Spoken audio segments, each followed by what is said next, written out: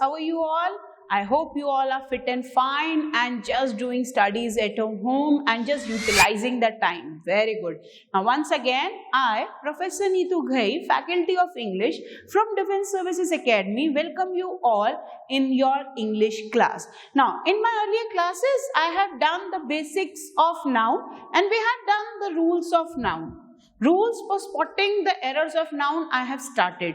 So today, I'll be giving you some sentences for the practice in the segment exercise based on errors of noun. तो बेटा जितने भी rules हमने अभी तक किए हैं उन्हीं को हम चेक करके देखते हैं कि whether we are able to solve the questions or not. And mind this, all the sentences are from last year papers. So as I have told you earlier, as I have promised you earlier, कि whatever I'll teach you, उतना पढ़ेंगे उस पर हम practice करेंगे. तो whatever I teach you, the first thing you will analyse yourself कि whether you are understanding everything or not. तो जितने भी रूल्स किए हैं, if you are getting everything, if you are understanding everything, तो you will be able to solve the exercise like a piece of cake. तो let's begin the exercise based on errors of noun. So students, get ready for the exercise of noun, and now I'll begin the exercise based on errors of noun. So be ready for the surprise, and here we are having exercise based on errors of noun. Now the first sentence in the exercise is, what the first sentence says, the customer asks the shopkeeper about the cost of the commodity. Now this sentence is from last year papers. Now just tell me, what is the error in this sentence? The customer, a noun, singular noun, asked V2. Again the shopkeeper, noun, about preposition. Now preposition कहाँ लगता है? noun से पहले. about the preposition. cost of the, now cost again noun, commodity again noun. ठीक है? तो customer asks the shopkeeper about the cost of the commodity. देखने पर ये सेंटेंस बिल्कुल करेक्ट लग रहा है, कोई गलती नहीं है. पार्ट्स ऑफ स्पीच अपनी जगह यूज है, टेंस के according everything is perfect. No, फिर भी एरर तो है. क्या एरर है? See, sometimes the paper setter wants to check your IQ level, wants to check your presence of mind.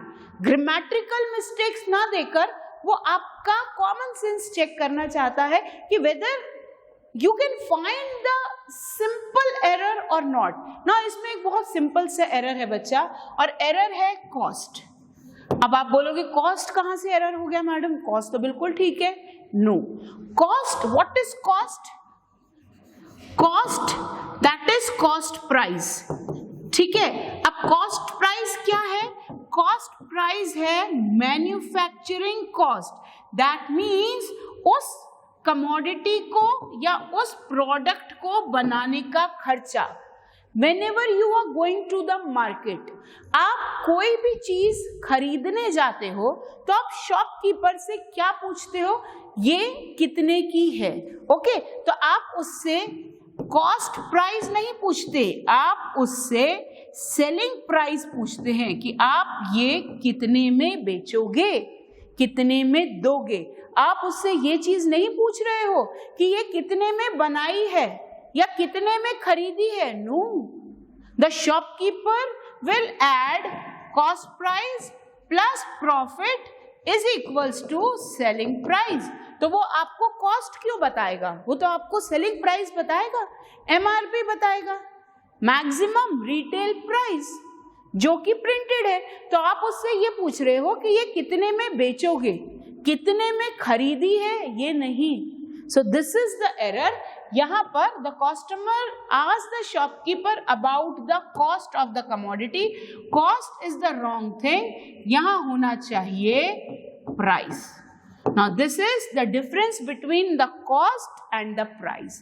जो कॉस्ट प्राइस होता है उसको हम बोलते हैं कॉस्ट, और जो सेलिंग प्राइस होता है उसको हम बोलते हैं प्राइस.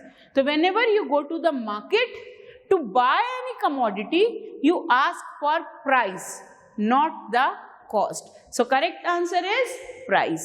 Done? समझ में आया बच्चा? Now उसी रूल पर एक और सेंटेंस, जिस रूल पर हमने ये किया है सेम रूल पर the other sentence, and I hope ये आपको बहुत बहुत बहुत इजीली समझ में आ जाएगा। कैसे आएगा? See, the price of production, the price of production in the industrial sector has gone up. यहां पे हैज क्या है?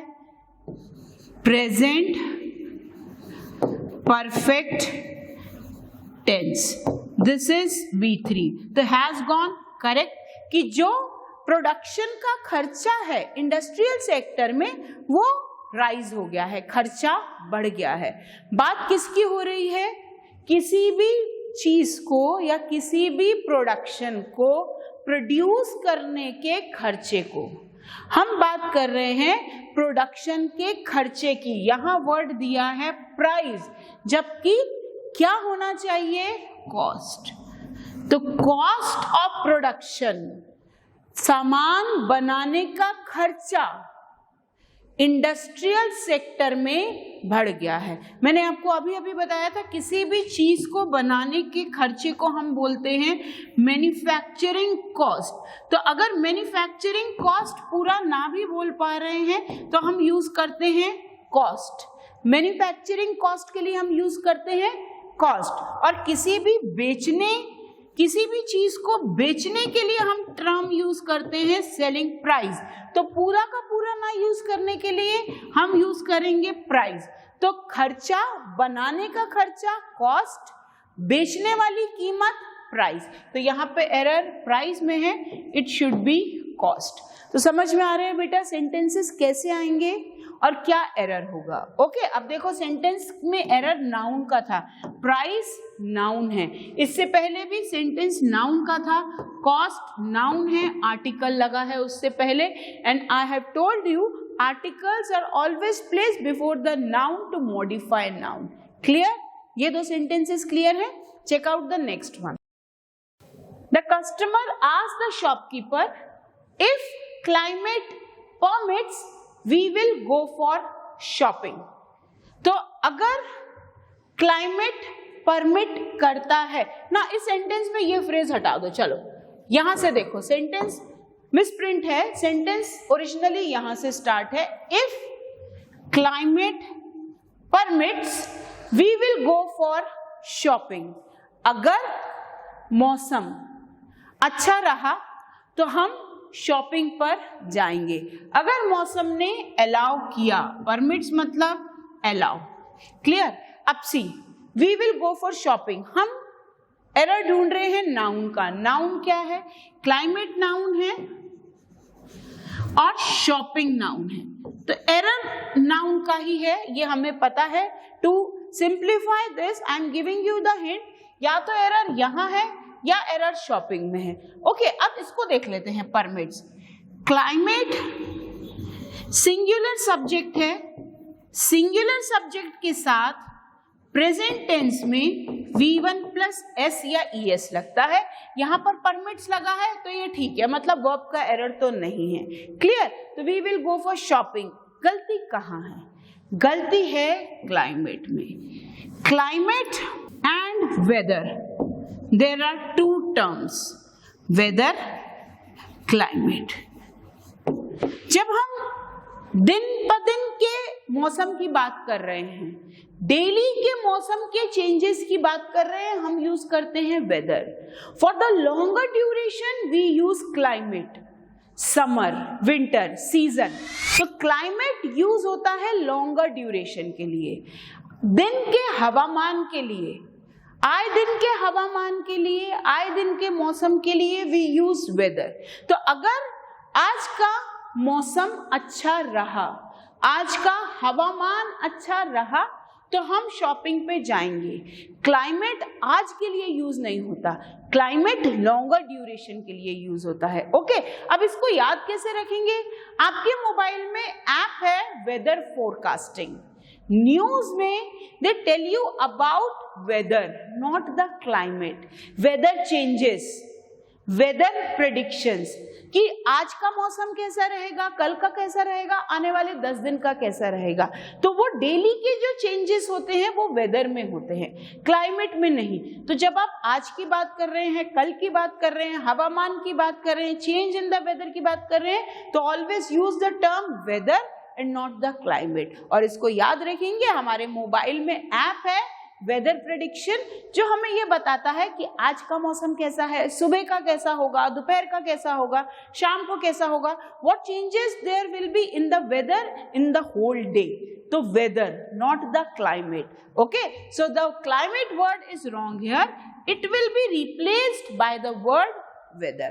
Okay, check out the next. Now this was the third, this was the fourth. I have to give him 20,000 rupees. ये हमने अभी rule किया है। क्या गलत है इसमें? 20 a number, thousands unit of counting. अब unit of counting whenever used after a number, it will be used in the singular form, not in the plural form. तो एरर यहाँ पर है, ये गलत है, यहाँ होना चाहिए 1000. I gave him 20,000 rupees. मैंने उसे 20,000 रुपए दिए. Done? So I hope these 4 sentences are clear to you. Let's check some more. So students, let's check out sentence number 5 and what the sentence number 5 says. Sentence number 5 says, recently I visited Singapore. I visited Singapore. See, recently is a time phrase. I is subject here और subject में use है pronoun. Okay, visited V2, Singapore noun. तो subject, verb, object. Object की जगह noun use है, that is Singapore. So recently I visited Singapore and found sceneries to be breathtaking. Now this you all know very well. Sceneries, they are never used in plural. They will always and always take the singular form. तो चाहे आपने एक scenery देखी, चाहे आपने बहुत सारी scenery देखी, तब भी वो सीनरी ही होगा, सीनरीज नहीं. So okay, so this sentence clear to you all. Check out the next. I hope to visit my uncle next year during summer vacations. Now ये sentence हमेशा और हमेशा एग्जाम में आता है and most of the students do the mistake here. यहाँ गलती करते ही हैं. अगर आपको रूल याद है, अगर आपको कॉन्सेप्ट क्लियर है, तो you will be easily finding out the error here. Now this word vacations is wrong. Vacation is never used in plural. They are always and always used in singular. तो vacation कभी भी plural में use नहीं होता, उसको हमेशा और हमेशा सिंगुलर में यूज करना रहता है. Done. Check out the next. He imported furnitures from China. Now easy see mistake है, फर्नीचर्स कभी भी प्लूरल में यूज नहीं होता, हमेशा और हमेशा singular में. So by these 7 sentences we have recalled the 7 rules we have done. Now this is the strategy. जो भी चीज पढ़ रहे हैं बेटा उसको चेक कर रहे हैं, उसको लॉजिक वाइज अप्लाई कर रहे हैं, रटना नहीं है. समझ में आना चाहिए कि सेंटेंस में हम जो कर रहे हैं, क्वेश्चन को जो हम सॉल्व कर रहे हैं, किस रीजन से कर रहे हैं, किस लॉजिक से कर रहे हैं, क्या लॉजिक अप्लाई कर रहे हैं, क्या फॉर्मूला अप्लाई कर रहे हैं, and this is the strategy. तो I hope these sentences are clear to you all. And जो भी doubt है, if you have any of the doubt till now, whatever I have taught to you, just connect to me on my WhatsApp. And एक चीज जो बिल्कुल भी नहीं भूलनी है, just give your feedback to the video so as I can cater to you thing which you want. तो आपको जो भी एक्स्ट्रा का भी और प्रैक्टिस चाहिए, just message me, just give your feedback to my video so that I can give you whatever you want in the English syllabus. लेकिन अभी यहाँ खत्म नहीं हुआ. The surprise is still there. Just wait for the surprise.